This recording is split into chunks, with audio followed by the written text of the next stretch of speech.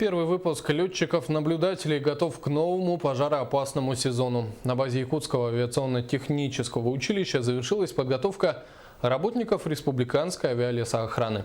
По всей России летчиков-наблюдателей для тушения пожаров учат только в двух местах – в городе Пушкино Московской области и в Якутске. Ульяна Савина продолжит. По итогам пожароопасного сезона 2015 года площадь пожаров сократилась в 50 раз. Безусловно, в этой положительной динамике большую роль сыграла помощь авиалесоохраны. Ведь именно с высоты легче всего обнаружить и ликвидировать пожар в самом начале.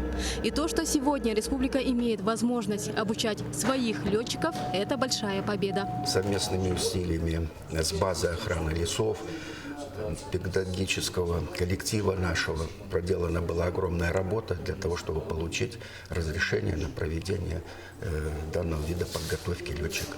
Средний возраст у нас, к сожалению, вот уже больше 40 лет летного, да, поэтому мы планируем такую работу проводить ежегодно и готовить по 4-5 человек ежегодно. Я в Александр приехал, меня летнап встретил 75 лет человек уже, поэтому надо сейчас обязательно готовить. С октября прошлого года 6 курсантов прошли специальный курс, и теперь они получили долгожданный диплом профессиональной подготовки. Вот этих вот тренажерах, они очень хорошие, удобные, современные. Налет у нас составляет общие 78 часов, налетали. Но это не только на нем. Был Ан-2, был Ми-8 МТВ, и без троек. Самое главное, сегодня получили свидетельство. Когда ушли на работу? На работу мы ходим с 1 мая.